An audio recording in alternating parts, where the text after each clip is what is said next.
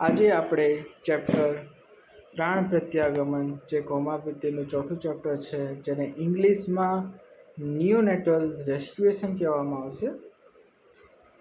Question: પ્રાણ પ્રત્યાગમન literally refer to bringing back the life and air. એટલે કે જ્યારે બેબીમાં લાઈફ અથવા કે એર, જ્યારે એર ના હોય અને એરને આપણે પાછું લાવીએ અથવા કે લાઈફને પાછું લાવીએ, કારણ કે એર અને લાઈફ, એર હોય તો જ લાઈફ હોય, એટલે કે શ્વાસ હોય તો જ લાઈફ હોય. રાઈટ? તો એકબીજાના સમાનાર્થી છે. સો પ્રાણને પાછા લાવવા અથવા કે લાઈફને પાછું લાવવું કે એરને પાછું લાવવું એક સમાન કહેવાય.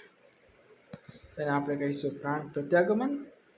During the phase of the transitions from dependency to independency, the establishment of the respirations in the baby is an important part. કે જ્યારે એવો ફેઝ કે જ્યાં પહેલાં ડિપેન્ડ રહેવું પડે, જેમ કે માતાના ગર્ભમાં રહીએ ત્યારે આપણે માતાના ગર્ભમાં આપણે ડિપેન્ડેન્ટ છીએ. રેડી? બાળક પછી માતાના ગર્ભથી બહાર આવે એટલે કે થયું ઇન્ડિપેન્ડન્સી. રેડી? તો આ થયું એક ટ્રાન્ઝિશન્સ થયું ડિપેન્ડન્સીમાંથી ઇન્ડિપેન્ડન્સી થવાનું.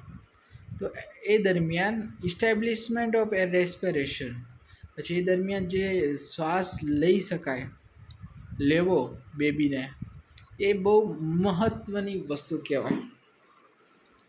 Most of the baby pass this period of transitions easily. Only in some case assistance in a various stage required.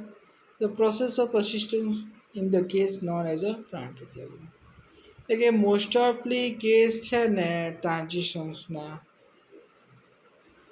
એ થઈ જતા હોય છે, પણ અમુક કેસમાં એવું થતું ઇઝીલી પાસ થતા નથી ટ્રાન્ઝિશન્સ ફેઝ. તો એ દરમિયાન આપણે ખાસી બધી એવા સ્ટેજની જરૂર પડે છે, એવી પ્રોસેસોની જરૂર પડે છે જેને અસિસ્ટ કરવામાં આવે છે. એના કારણે ફેથી પ્રાણનું પ્રત્યાગમન થશે. તો એને આપણે કહીશું પ્રાણ પ્રત્યાગમન. શા માટે જરૂરી છે પ્રાણ પ્રત્યાગમન? They are the not a direct reference regarding to indications of Pran પ્રત્યાગમન. However, the reason, એટલે કે આપણે કોઈ ડાયરેક્ટ એનું કોઈ રેફરન્સ ના આપી શકીએ કે પ્રાણ પ્રત્યાગમન શું લાભ છે, કારણ કે ખાસા બધા એવા રીઝન મેન્શન કરવામાં આવ્યા છે કે જેમ કે inability of the foetus to cry lead the difficulty in the breathing as well. એટલે કે એમ કે બાળક રડતું ના હોય તો શા માટે ના રડતું હોય? તો પહેલાં કે એની અંદર પ્રાણ ના હોય તો ના રડતું હોય. તો એ પ્રાણ લાવવા માટે જે પ્રક્રિયા કરવામાં આવે ત્યારે પ્રાણ પ્રત્યાગમનની જરૂર પડે છે. પછી બીજી કેવી શું થાય તો આપણે જરૂર પડે, જેમ કે ઓરલ કેવિટી છે, એમાં ઓબ્સ્ટ્રક્શન વિથ જરાયું. રેડી? તો ઓબ્સ્ટ્રક્શન ઓરલ કેવિટી વિથ જરાયું. તો આપણે જે જરાયું છે, જરાયુમાં શું આવે? મ્યુકસ, ફીટલ મેમ્બ્રેન, આ બધું ઓબ્સ્ટ્રક્શન કરી નાખે ઓરલ કેવિટીને. ત્યારે આપણે જરૂર પડે પ્રાણ પ્રત્યાગમનના various stage. Throat is a coated with cough. એટલે જે ગળું છે એમાં કફ જમા થઈ જાય, જેને આપણે કહીશું એમ્નિયોટિક ફ્લુઇડ મોડર્ન ભાષામાં. ઓબ્સ્ટ્રક્શન ઓફ વાયુ માર્ગ, એટલે કે વાયુ માર્ગો એ ઓબ્સ્ટ્રક્ટ થઈ જાય, એટલે કે રૂકાવટ આવી જાય. પછી બાળકે સ્ટ્રેસ અને સ્ટ્રેન બંને લીધું હોય ડિલિવરી પછી તો પણ આવું થઈ શકે છે. સ્ટેજ ઓફ ધ પ્રાણ પ્રત્યાગમન. અશ્મનું સંગઠન, મુખ, પરિશેક અને વાયુ, આ 3 સ્ટેજ છે પ્રાણ પ્રત્યાગમન થવા માટે. તો પહેલાં અશ્મનું સંગઠનમાં આવશે શું? તો એમ કે સ્ટ્રાઇકિંગ ઓફ ધ સ્ટોન્સ, એટલે કે કોઈ બે સ્ટોન છે અને આપણે એને સ્ટ્રાઇક કર્યું એટલે કે અથડાયા ઈયર જોડે અથવા કે ઈયર જોડે અથડાઈએ, એના કારણે શું થશે? તો ઓડિટરી સ્ટિમ્યુલેશન્સ થશે to active the respiratory centers of the brain. જે ઓડિટરી સ્ટિમ્યુલેશન્સ થશે એના લીધે, એના કારણે જે રેસ્પિરેટરી સેન્ટર છે એ એક્ટિવ થશે. પછી બીજી વાત એમ કરી કે ears are the most developed and secondary sensory organ in a newborn child. એટલે કે ઈયર છે એટલે કે કાન છે એ નાના બાળકોમાં સૌથી ડેવલપેડ વસ્તુ કહેવાય. The sound wave produced by striking of the stones near the ear travel down the vestibular nerve. એટલે જે સાઉન્ડ વેવ આવે છે સ્ટ્રાઇકિંગ ઓફ ધ સ્ટોન્સ દ્વારા એ ક્યાં પહોંચશે? વેસ્ટિબ્યુલોકોક્યુલર નર્વ જોડે. પછી તે through the intermediate station such as a cochlea, nuclei and superior olivary complex situated in a brain stem. એ બધા જે બી પ્રકારના બધા વેવ છે એ ડાયરેક્ટ બ્રેન સ્ટીમમાં આવશે. પણ બ્રેન સ્ટીમમાં વચ્ચે શું બધું વચ્ચે આવશે? તો પહેલાં એમાં લખ્યું કે ઇન્ટરમીડિયેટ સ્ટેશન તરીકે કોક્લિયા, ન્યુક્લી આવશે. પછી લખ્યું છે કે સુપિયરી ઓલિવરી કોમ્પ્લેક્સ જે સિચ્યુએટેડ હશે ઓલરેડી બ્રેન સ્ટીમમાં. તો બ્રેન સ્ટીમમાં કઈ જગ્યાએ આવશે? સુપિરિયરી ઓલિવરી કોમ્પ્લેક્સમાં આવશે. The respiratory centers are situated at the brainstem well. એટલે કે જે રેસ્પિરેટરી બધા સેન્ટરો છે એ ક્યાં મેઇન જગ્યાએ હોય? તો બ્રેનસ્ટીમના ભાગમાં હોય. The brainstem the control the several important functions such as alertness, arousal, breathing, blood pressures, heart rate and digestions. એટલે કે બ્રેનસ્ટીમનું મેઇન કામ શું છે? તો પહેલાં તો alertness, arousals, breathing, blood pressure, heart rate અને ડાયજેશન, આ બધા એના ફંક્શન થાય છે બ્રેન સ્ટીમના. તો એ દરમિયાન હવે આપણને જાણવા મળ્યું કે auditory stimulus will stimulately activation of other center present in the brain stem including the respiratory centers and which are the result in support of the breathing.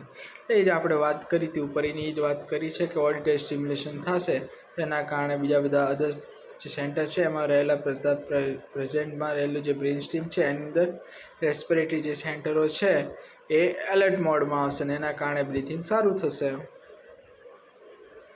હવે વાત કરવામાં આવે છે મુખ પરિક્ષેક. Sprinkling of the cold and hot water, એટલે કે cold અને હોટ વોટર આપણા મોઢામાં નાખીએ તો અલ્ટરનેટિવલી ઓવર ધ ફેસ, એટલે કે અલ્ટરનેટિવ નાખીએ તો when water is sprinkled there is a immediate cutaneous stimulation which is a turn in a stimulates autonomic nervous system and trigger the blood pressure by sudden vasoconstriction the peripheral vessel. એટલે કે એમ કે તમે જ્યારે ક્યુટેનસ, જેમ કે ચામડીમાં કયા stimulation હોય? તો ક્યુટેનસ સ્ટિમ્યુલેશન હોય. જ્યારે ઇયર્સમાં કયા હોય? તો ઓડિટરી સ્ટિમ્યુલેશન્સ હોય. રેડી? તો આપણે વાત કરતા હતા કે જે ક્યુટેનસ સ્ટિમ્યુલેશન થશે એના કારણે એ શું સ્ટિમ્યુલેટ કરશે? ઓટોનોમિક નર્વસ સિસ્ટમને કરશે અને જે ટ્રિગર કરશે બ્લડ પ્રેશરને અને જે સડન કરશે વાસોકોન્સ્ટ્રક્શન્સ પેરિફેરલ વેસલ્સ. જ્યારે હોટ વોટર નાખીશું ત્યારે ફેસમાં અથવા કે જેન્ટલ સ્લેપ્સ ઓન ધ ચીક્સ, તેના કારણે શું થશે? ટ્રાઇજેમિનલ જે નર્વ આવે છે, નર્વની બધી સિસ્ટમો આવે છે which close the mid brain and as well ન્યુક્લી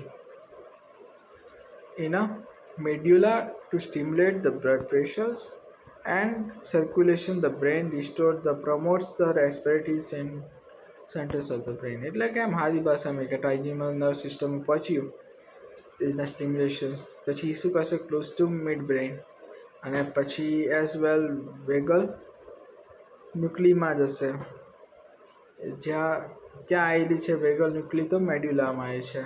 જે સ્ટિમ્યુલેટ કરશે બ્લડ પ્રેશરને અને સર્ક્યુલેશન કરશે બ્રેઇનમાં અને રિસ્ટોર કરશે, પ્રમોટ્સ ધ રેસ્પિરેટરી સેન્ટર્સ. ત્રીજું છે વાયુ.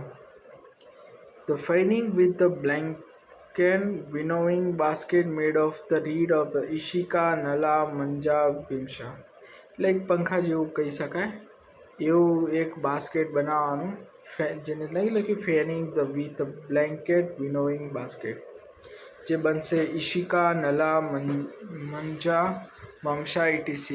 It enhances the amount of the oxygen saturations in the atmosphere which help in improving the air supply and regaining the consciousness of the child.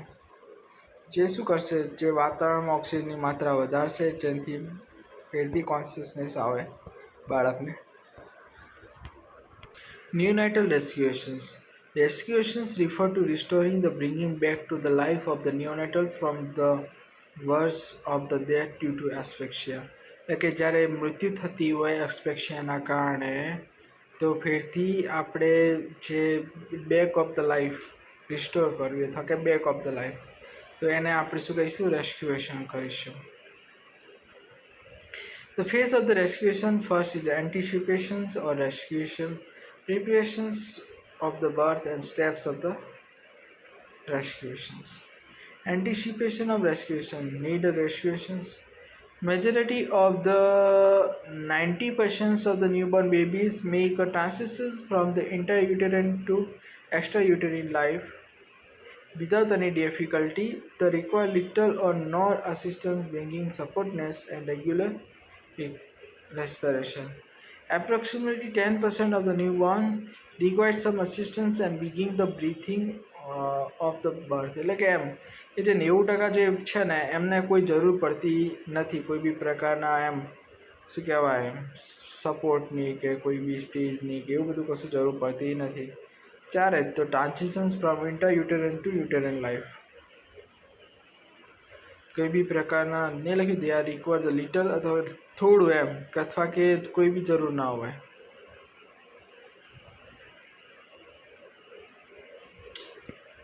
પછી લખ્યું only 1% may need extensive rescuation measure to survive.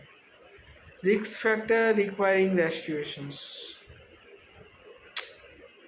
antepartum hemorrhage, cord prolapse. એટલે કે આ શા માટે એમ રેસ્ક્યુએશનની જરૂર પડતી હોય તો જો એનામાં એન્ટેપાર્ટમ હેમરેજ થઈ ગયું હોય, કોર્ડ પ્રોલેપ્સ થઈ ગયા હોય, પ્લેસેન્ટા ઇનસફિશિયન્સી હોય, મેલ પ્રેઝન્ટેશન્સ હોય, પ્રીમેચ્યોર ઓનસેટ લેબર હોય, પ્રોનલાગેડ લેબર હોય,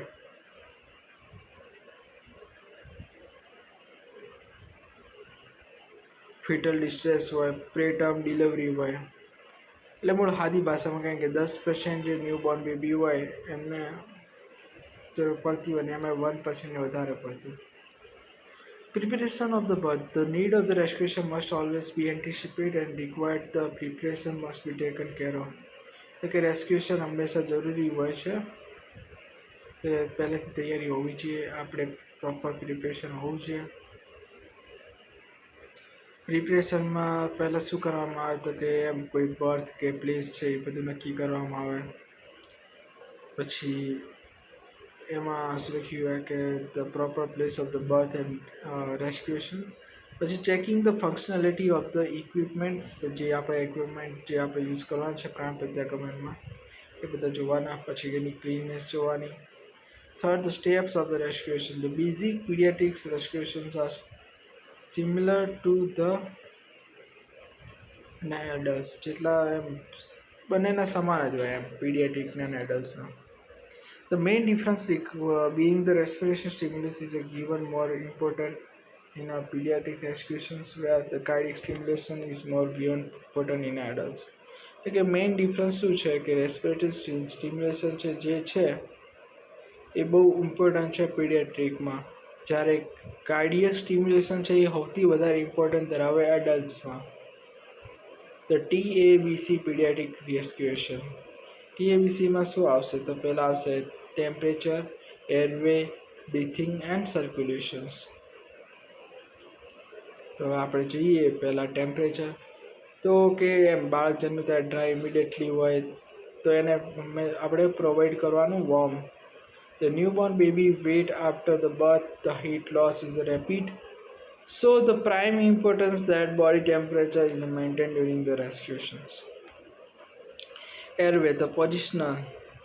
તો જો આપણે જે પોઝિશન જોવાની એરવેની કે કેવી ટાઈપની હે, ઓફ હે કે ઓન હે, પછી કે દેખવાનું કે ક્લિયર હે કે નહીં એમ, તો એ પોઝિશન દ્વારા જ ખબર પડશે. Ensure that the airway is open and it should be cleared if required. જો કદાચ કોઈ બંધ થઈ ગયો હોય એરવે એને ઓપન કરો, ક્લિયર કરો. Right. For what the baby may be placed or flat surface with the neck slightly extended. એટલે એમ કે એને ફ્લેટ ઊંઘાડીને થોડું નેક થોડું સાઇલેન્ટલી એક્સટેન્ડેડ કરવાનું. બ્રીથિંગ, તો બ્રીથિંગ સ્ટિમ્યુલેટ થવું જરૂરી છે. Where the baby started the spontaneous breathing, if not to stimulate the baby by rubbing its back and flicking the soles. જ્યારે બાળક એમ જોરથી શ્વાસ લેતું હોય ત્યારે એને બેકના સાઈડમાં ભાગમાં રબિંગ કરવાનું અને ફ્લેકિંગ ધ સોલ્સ એટલે કે પગને પણ ઘસવાનું. Circulation, access the heart and the color of the baby to know the adequacy of the oxygenated blood circulation. એટલે કે એમ હાર્ટ રેટ અને જે કલર છે ને બેબી એના આધારે આપણે નક્કી કરી શકીએ કે એમાં કેટલા પ્રમાણમાં બ્લડ છે ને ઓક્સિજન છે. હાર્ટ રેટ પણ હોવા જરૂરી છે. Resuscitation is to be considered to very stage if the baby is not found stable. તો બેબી ફાઉન્ડ સ્ટેબલ ના હોય તો ખાસા બધા આપણે સ્ટેજની જરૂર પડે બેબીને સ્ટેબલ કરવા માટે. Assessment of the gestational age જેવી વાત કરીશું, જેમાં gestational age refer to the period the stay in the uterus to the foetus till it delivery.